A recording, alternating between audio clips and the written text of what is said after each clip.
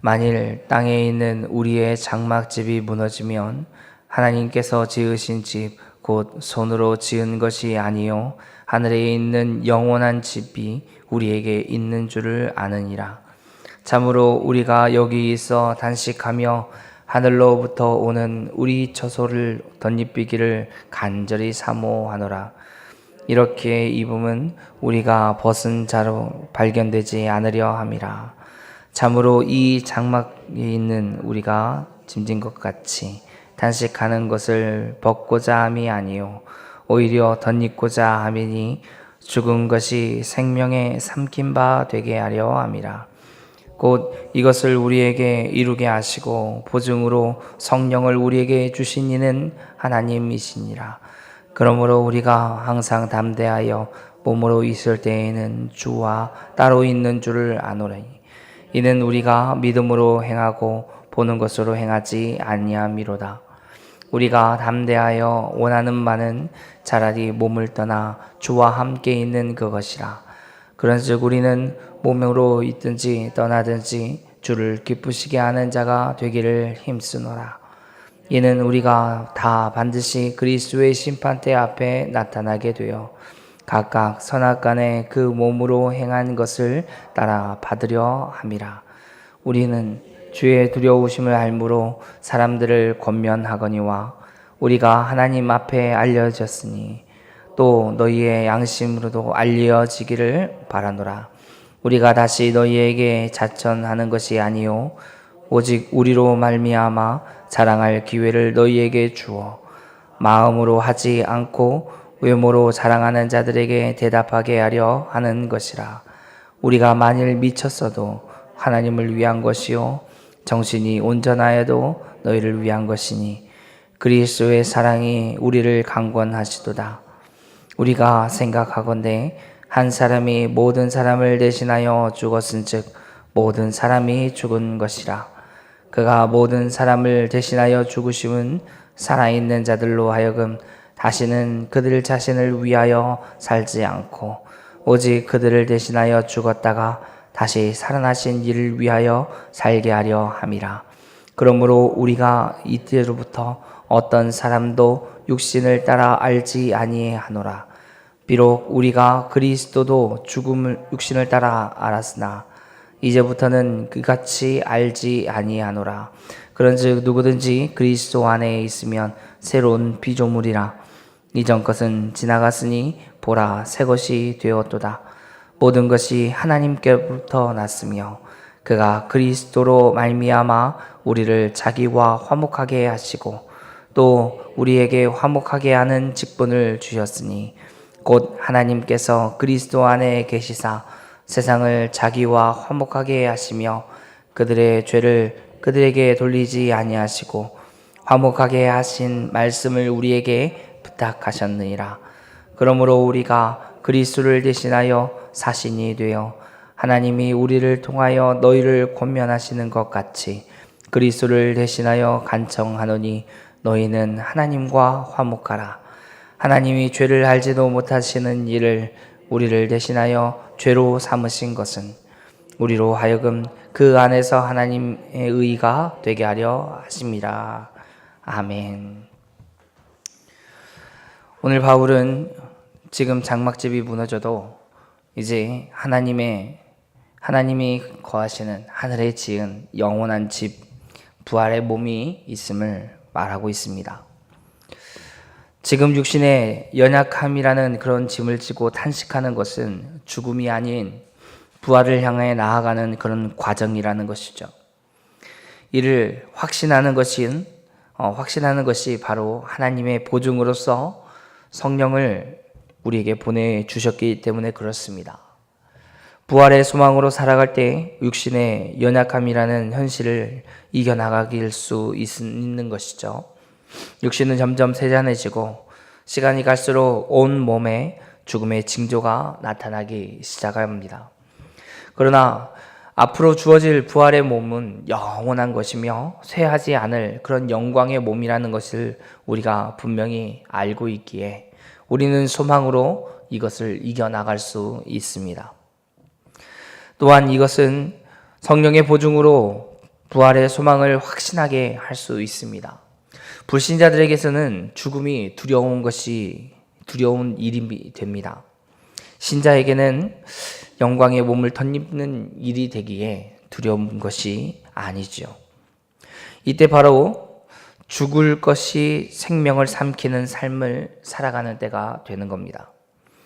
모든 사람은 죽음을 두려워합니다. 불신자에게 죽음은 미지의 영역이고 끝이 없는 그런 두려움으로 다가오게 됩니다. 그러나 그리스도인에게는, 그리스도 안에 있는 우리에게는 죽음에 대해 전혀 다르게 이해하게 되는 것이죠. 우리가 세상의 사람들과 다르게 죽음이 무엇인지 알고 있기 때문에 그렇습니다. 죽음은 죄로 인하여 나타나는 결과이자 사단의 무기이며 허무한데 굴복한 것에 대한 하나님의 진노의 결과로서 나타나는 게 바로 죽음입니다. 하나님을 경외하지 않고 하나님이 외에 다른 것들을 섬기며 그것들을 따라갔던 자들의 그런 결과로서 죽음이 있는 것이죠. 또한 우리는 이 죽음은 영광된 몸을 잊기 위한 그런 과정이라는 것을 알기 때문에, 또한 영화에 이르기 위한 성화의 마지막 단계라는 것을 알기 때문에 두려워하지 않습니다. 세상 사람들이 기대하는, 생각하는 것과 다르게 우리는 그것들을 소망하며 살아갑니다. 그들은 두려워하지만 우리는 소망한다는 말입니다. 우리가 이것을 믿고 신뢰하는 것은 하나님이 보내신 성령님이 우리 안에 계시기 때문에 믿고 신뢰합니다. 바울은 부활의 소망과 성령을 통해 항상 담대할 수 있다고 고백합니다. 왜냐하면 우리에게 성령을 주시는 것으로 말미암아 얻게 된 그 부활의 소망이 있고, 또 당장 눈으로 보이는 것을 따르는 것이 아니라 믿음으로 행하기 때문에 그렇다는 것입니다.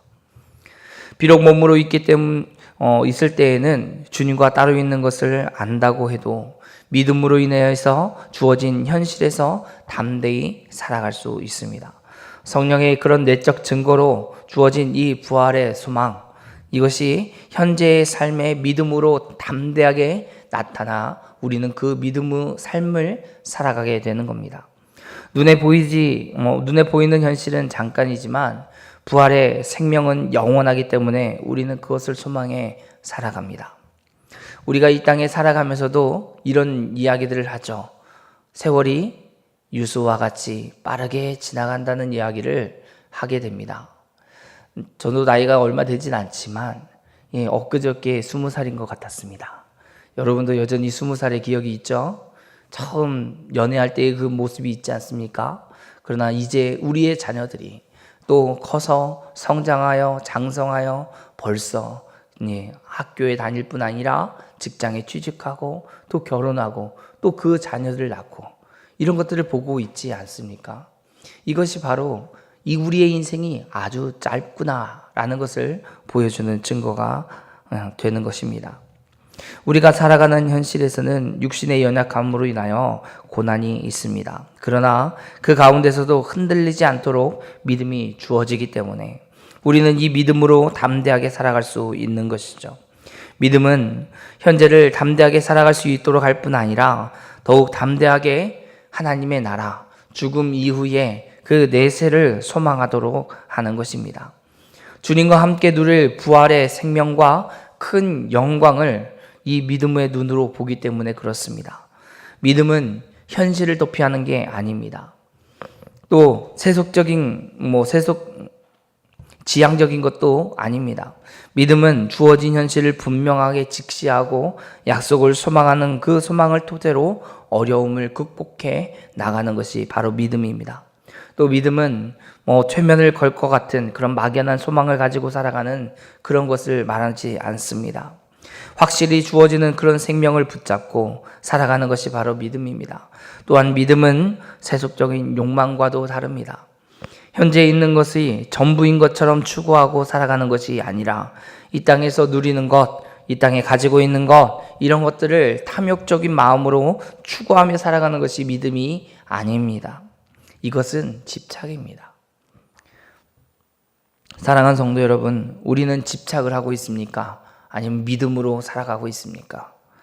우리가 하나님의 말씀을 듣고 구별하지 못하면 우리 또한 집착하며 살아갈 수가 있습니다. 우리가 지금 어디에 서 있는지, 믿음 위에 서 있는지, 집착 위에 서 있는지 점검해 보시기 바랍니다. 믿음은 눈을 보이지 않도록 영원한 것을 손에 붙잡을 듯이 생생하게 보고 또 소망하도록 하는 그런 통로인 것이죠. 바울은 몸으로 살아있든지 또 죽어서 몸에 떠나 있든지 주님을 기쁘시게 하는 것이 그렇게 하는 자가 되기를 힘쓴다라고 고백합니다. 이 땅에서 믿음으로 살아간다면 주님을 위해 충성을 다하고 최후 심판 때에 보상이 있다는 것을 기대하고 살아가는 그런 삶을 살게 되는 거죠. 이것이 바로 성도의 삶입니다.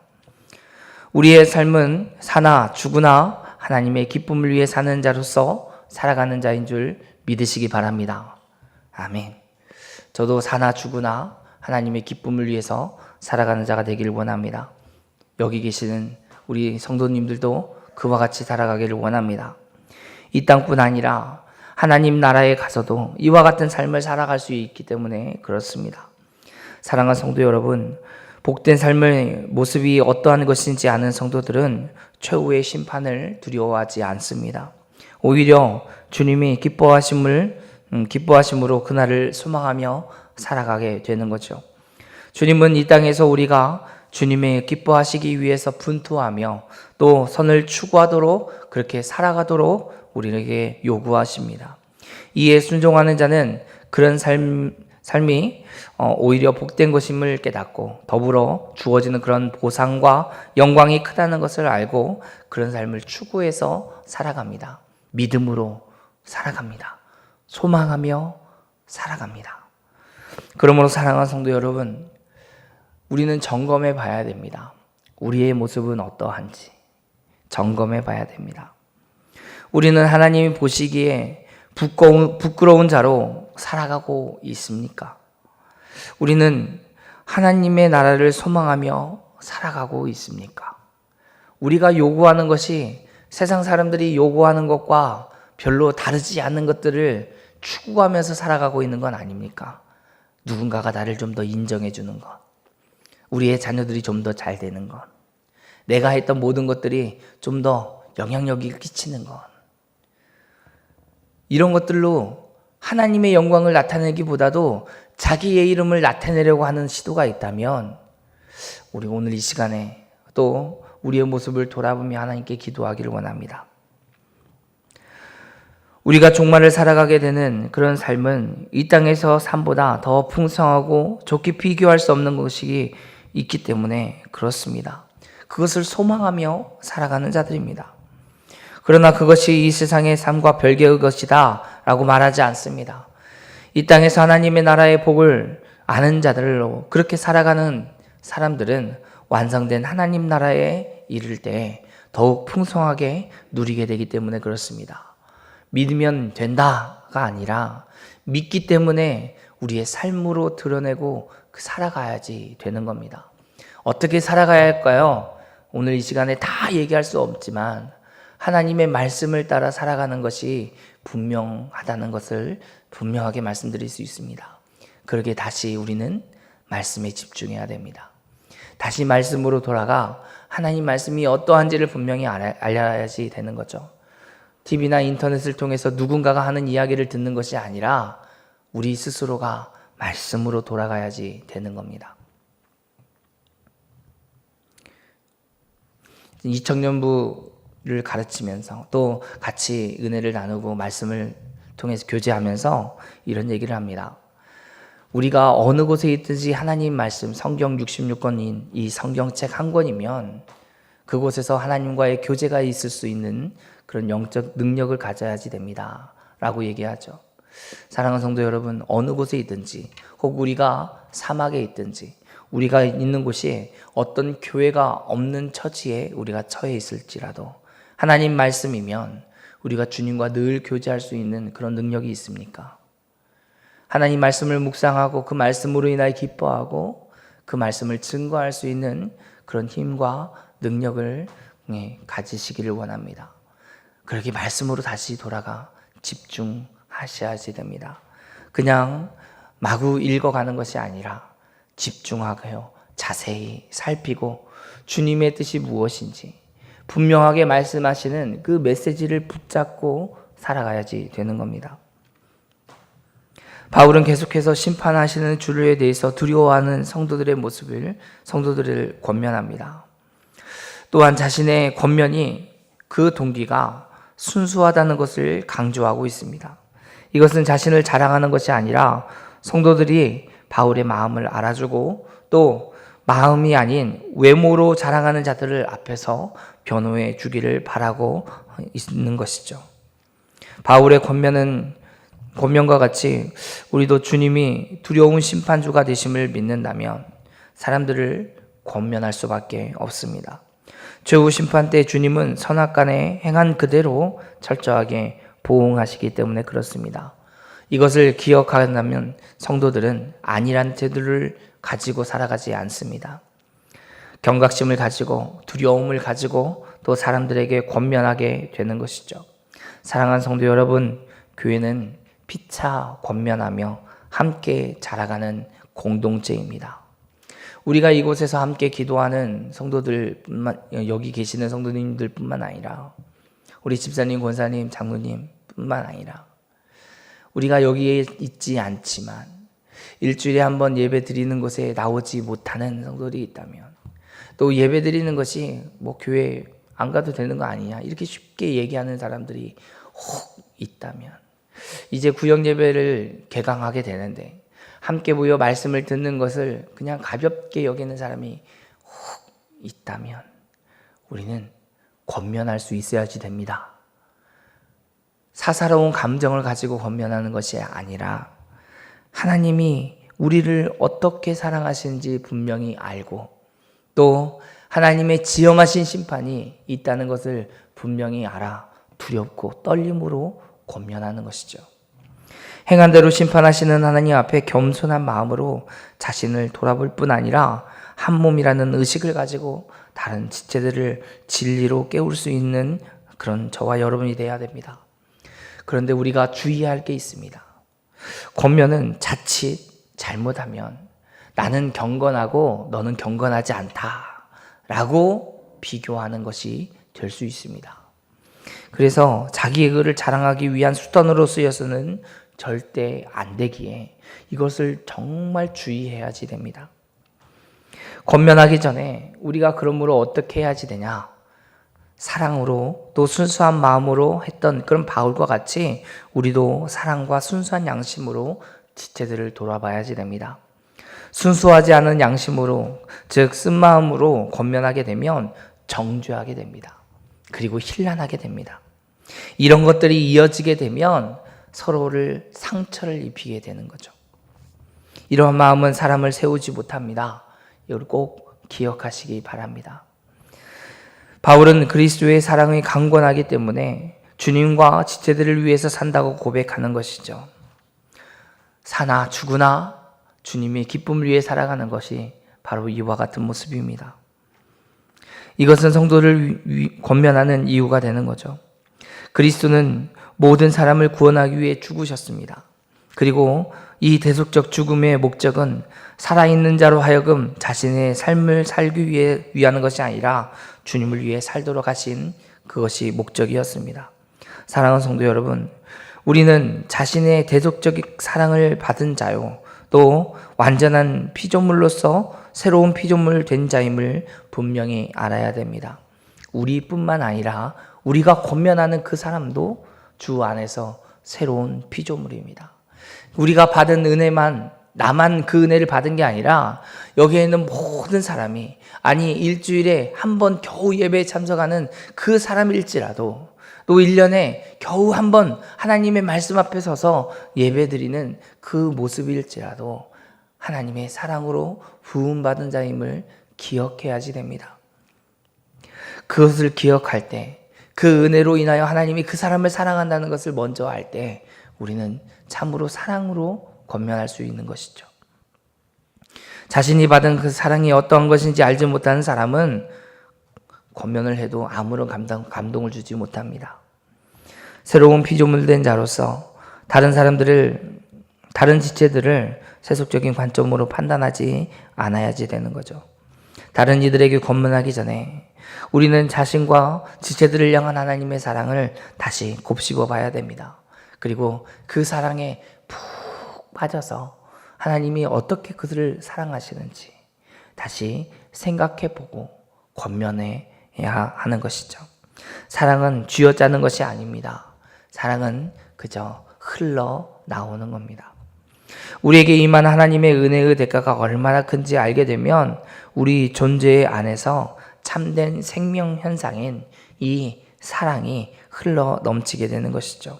사랑하는 성도 여러분, 주님의 은혜의 능력을 믿기에 다른 지체를 향한 또한 그 새로운 피조물로서 바라보는 시각을 가질 수 있게 되는 겁니다. 그럴 때 우리가 지체의 연약함을 보고 또 하나님의 사랑을 알고 그 생명의 역사를 기대하며 또 권면할 수 있는 하나님의 백성이 되는 것이죠. 이와 같은 저와 여러분이 되기를 주님의 이름으로 축원합니다.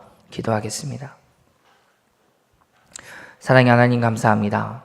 오늘 우리에게 허락하여 주시는 말씀을 기억하게 하여 주옵소서.